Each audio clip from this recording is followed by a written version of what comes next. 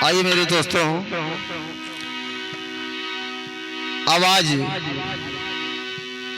फिर सोहर मंगल लेकर के आ गए हैं और गौर से सुने। हमें आशा नहीं पूर्ण विश्वास है कि आप लोगों को जरूर पसंद आएगा। गौर से सुने। ये सोहर नहीं है, ये बल्कि चेतावनी शब्द है, लेकिन सोहर के रूप में आप लोग सुने।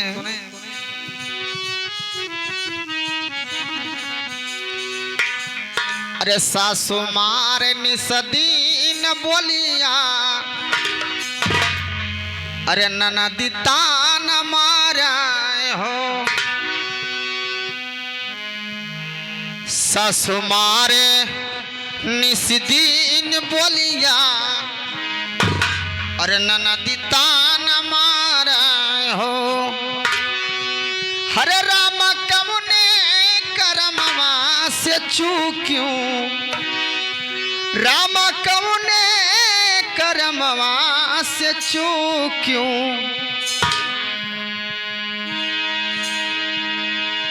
राम कमुने करमवा से चूक्यों, बलक नाही पाए हो। चूक्यों बलक नाही पायू हो।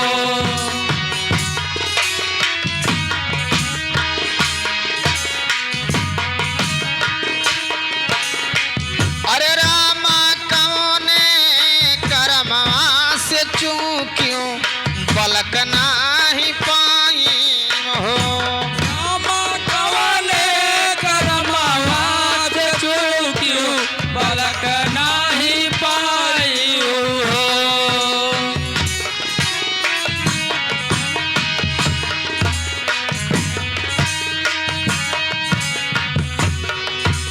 अरे पेड़वा पे बोलेला सुगनमा, मधुर बोलिया बोले, मधुर बोलिया बोलाए हो। पेड़वा पे बोलेला सुगनमा, मधुर बोलिया बोले, मधुर बोलिया बोलाए हो। रामा माता पिता के गारी आयु, रामा माता पिता के गारी आयु, करमवा से चूकी हो। रामा माता पिता के गारी आयु, करमवा से चूक्यों हो।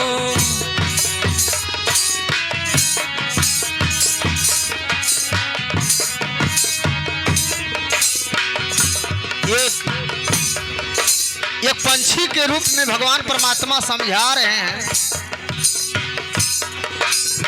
कि दुनिया संसार में माता पिता से बढ़कर के कोई भगवान नहीं है। दुनिया में माता पिता से बढ़ करके कोई भगवान नहीं है, लेकिन अपने माता पिता को जो गाली देता है वो बहुत बड़ा कर्म से अभागा होता है। रामा माता पिता के गारी आयु, करमवा से चूकी हो। रामा माता पिता के गारी आयु, करमवा से चूक्यों हो।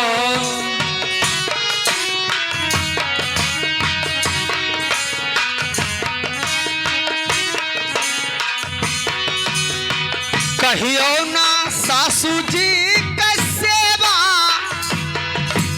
जेठानी जी से झगड़ी हूँ, जेठानी जी से झगड़ी हो। कहियो ना सासू जी के सेवा, जेठानी जी से झगड़ी हूँ, जेठानी जी से झगड़ी हो। रामा द्वारे से लौटे भिखरिया, रामा द्वारे से लौटे भिखरिया, पलक कैसे पई हो ललन कैसे पैहा हो रामा द्वारे से लौटे भिखरिया ललन कैसे पैया हो कैसे पैबू हो।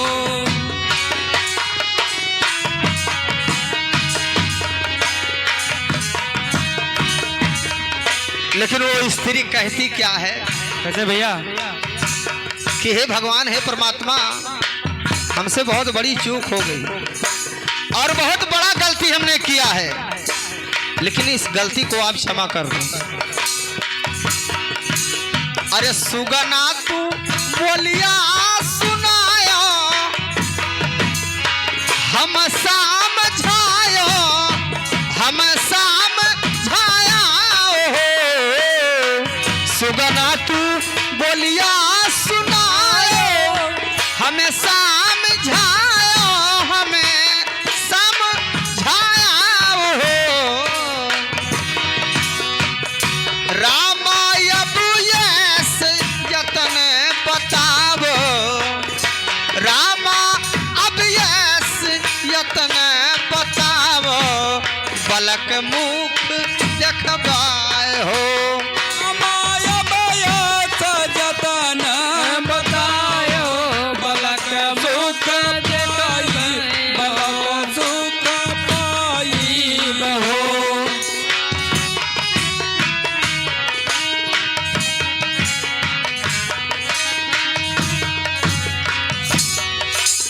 अरे नित्य उठे प्रातः नहाइबे सूरज पैया लागी सासु के पाग लागी ससुर पाग लागी हो नित उठ प्रातः नहाइबे सूरज पैया लागी सूरज पैया लागी न हो। अरे नित्य उठे रोजे नहाइबे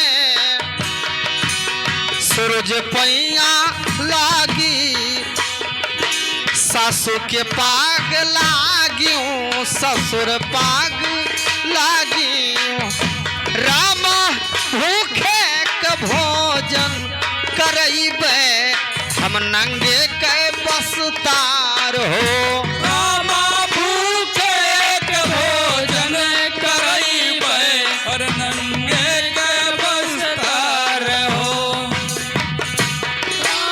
भूखे के भोजन करइबे हम नंगे के बसतार हो।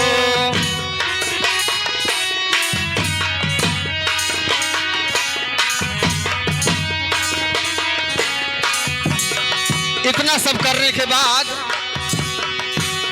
भगवान परमात्मा का ध्यान हुआ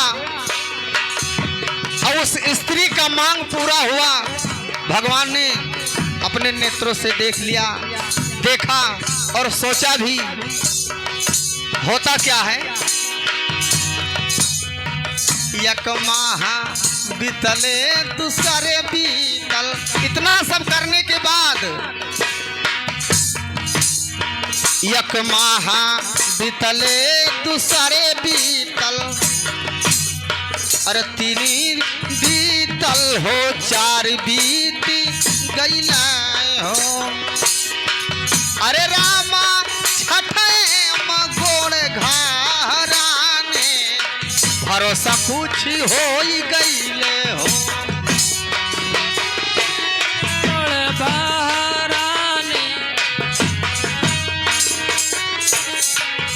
रामा छठे गोड़ घराने भरोसा कुछ हो गईल हो रामा छठे में गोड़ घराने भरोसा कुछ भइलन हो। अरे भरोसा कुछ हो गईला हो भरोसा कुछ हो गईले हो रामा छठे गोड़ घराने भरोसा कुछ हो गए हो रामा छठे में गोड़ घराने भरोसा कुछ होई गया हो। रामा छठे में गोड़ घराने भरोसा कुछ होई गया हो।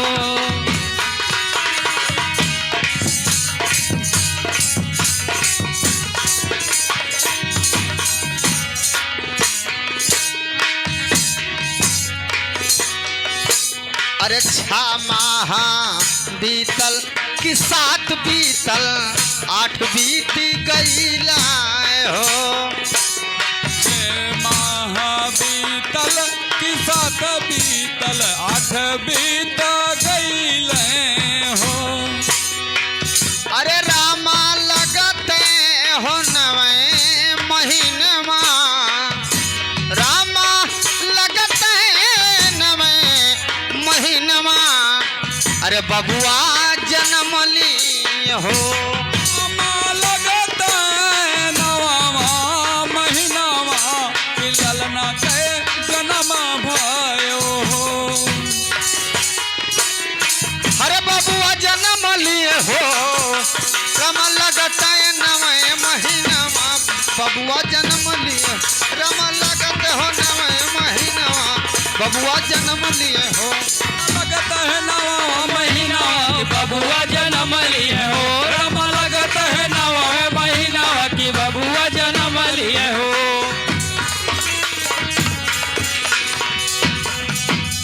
जे सोहार गावे और गाय के सुनावा हो। अरे जे सोहार गावे, अरे गाय के सुनावे, अरे बैठी के सुना हो। रामा तुलसी बिरवा जे लगावे, अमर फल पावा हो। रामा तुलसी बिरवा जे लगावे अमर फल पावाई हो। अरे रामा तुलसी बिरवा जे लगावे, अमर फल पावे हो। तुलसी बिरवा जे लगावे अमर फल पावे हो। राम तुलसी बिरवा जे लगावे अमर फल पावे हो। रामा तुलसी बिरवा जे लगावे, अमर फल